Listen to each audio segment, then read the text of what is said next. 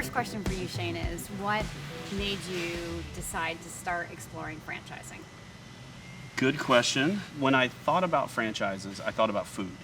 And I knew I didn't want to do food business. I'd been in the corporate world in IT for 20 plus years and wanted to own my own business, but didn't know what that really looked like. And I was kind of nervous to take the leap of faith to just starting something of my own because honestly, what would I start, right? I didn't have an idea for something. So once I was on a webinar with you, it showed me all the options that a franchise can be. Were you in career transition? Well, I knew I didn't want to work in corporate life anymore. And so once I kind of made that decision, I didn't know the path. And honestly, if it wouldn't have been for getting on that webinar with you, I would have probably never looked at franchising. Do you remember during the webinar what it was that inspired you to want to work with me or say, wow, this is worth taking a look at?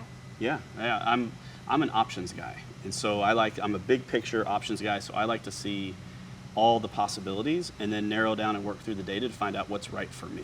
And so when I got on the webinar with you, what I saw was there's this whole world of franchises that I didn't even know about that I was going to now be able to look at all the options. Tell me about selecting Maaco. What was it about the business?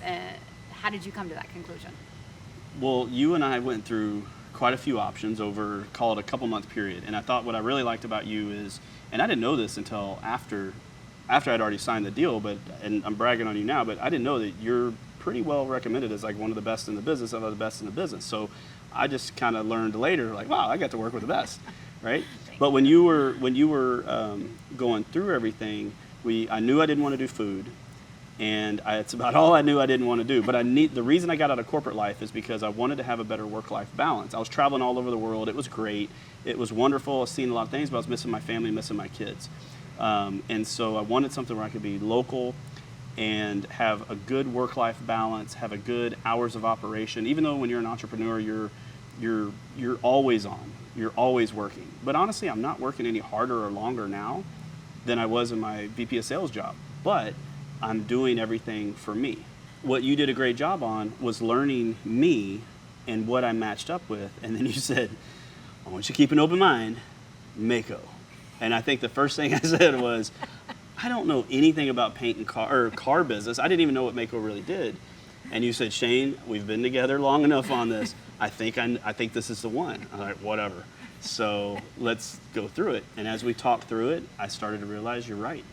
And everything just matched up. And so now I'm a Maaco owner. When did you open your shop? We opened in December of 2018. And how happy are you with that decision to date? I second guess it all the time, but I would second guess any job, any choice that I would have taken. But every time I start to second guess it, I easily realize I made the right choice because I work for myself. I've got a great company behind me that supports me. Everything I do benefits the people that work for me and the customers that I serve and the business that we're building together, which then equates to servicing my family and the ones that I really did all this for. So let's back up. So what were the characteristics of this business that made you say, Kim's right, this is a great business model for me? The aspects that attracted me to Maaco were it's a good hours of operation. It's Monday through Friday, 8 to 6, Saturdays, 9 to noon, when the business is open. So get here about 7 in the morning and leave, 6:30, 7, Right. Normal kind of deal, and I'm at home every night. So I like the hours of operation. It wasn't late nights. It wasn't a ton of weekends. I like the fact that the business model is really good. There's a limit on your fixed cost, and then once you go over your buildings, your booths, like some of these booths we have behind us here, once you get over that and your employee cost, then the profitability really escalates because your material cost is so low. So I like the business model on it, and I liked that it's a unique, I think, place in the automotive market where everyone else is going heavy hit collision insurance work, and Maaco says, yeah, we can do all that, and we can also paint cars and do little touch-up stuff that's not insurance. So I think that it hits all aspects of where the automotive repair market's going and is a proven 46-year history, so they're able to coach and guide me, which was very important as well. And so 20 years in IT to auto body paint. Yeah. You didn't need any experience, right? Well, you don't. I've been in sales and sales leadership my whole career in IT, and I've gone through, call it 4 different parts of the IT industry. And what I learned was the widget doesn't matter. If you know how to build a business, if you're successful with the fundamentals of building a team, building a culture, and building a business, whatever you're selling or whatever the product is, doesn't matter. It's all the same fundamentally on how to build a business. That's great. Did you like that it had all this history? Because like sometimes people hear like a brand that they've known as a customer or seen the commercial 100 times and they're like, ew, like they have their own negative connotation. Oh, yeah. Did you have to overcome anything like that? I honestly didn't have to with Head Maaco. trash, that's the word. Yeah, Sorry it's noise. It's just all noise in your head. Then you like if you listen to yourself, you will talk yourself out of every opportunity that comes across. Especially if you're an engineering-minded person like me, where you see all the negatives first and then you get to the positives. So, and then even when you get a business, you're going to have all that inside talk, and you will talk yourself into a bad place. So you got to remain positive. You got to surround yourself with positive people. Read and listen to positive books and motivational stuff that keeps you being persistent, because persistence is really the key, right? So, and the strength of that brand behind you, did that help you compared to if you were looking at some pioneering brands? Yeah, because we did look at some pioneering brands, and that's where kind of getting back to the strength of the brand. I liked that they had been around for so long and they had a track record, and that was important to me for this venture, and that they would invest. Some of the newer brands, and this is for my personal situation, but some of the kind of very new brands, I felt I would be teaching them more than they would be teaching me. And so, but that's my unique situation, right? So I didn't necessarily see the value the brand brought to me, but I saw a lot of value I'd bring to the brand. So for my choice, I went with a traditional brand but I say my brand still had challenges, because if you talk to, I'm 45, and if you talk to people that are probably older than me, they think that they can have a perception of Maaco being cheap paint jobs, because that's what the advertising was, and they think, oh, well, that must be low quality. And I tell you, it couldn't be farther from the truth, because over the last probably 15 years, Maaco has done a great job of changing and becoming very high quality, very in the collision repair business, not just the painting. But I still have brand challenges that I have to overcome with some people. And I like that, because we've got a whole set of the market that already loves us, and I can now show these people what we truly are, not what their perception is, and then they like us too, right? So we do some even there's a Corvette we restored back here, and it's kind of work in progress because the top is getting put on today. So, but we do old stuff like that. We do new stuff. We do restorations. We do the kid ran into a mailbox. I mean, we do all kinds of stuff, and I love that traditional brand allows me to service that traditional market and a whole new market. How important is keeping an open mind in the process? Oh, it's imperative. Like I said, the human nature will normally, you will talk yourself out, like I said, of every opportunity to be successful and to progress yourself. And especially because you're becoming an entrepreneur, and most people don't do that because they're afraid. And if you look at the majority of the population, they work for somebody else, and they're very happy in their comfort spot. Right. Being an entrepreneur, you have to get out of the comfort.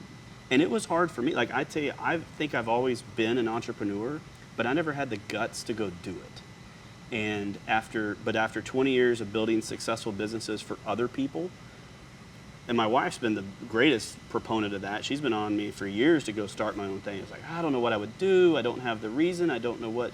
And franchising gave me the thing to do, and the years of experience gave me the confidence to finally make the decision to take the risk. And I'm really happy I did. But if I would have just listened to the majority of people around me, they don't think that way.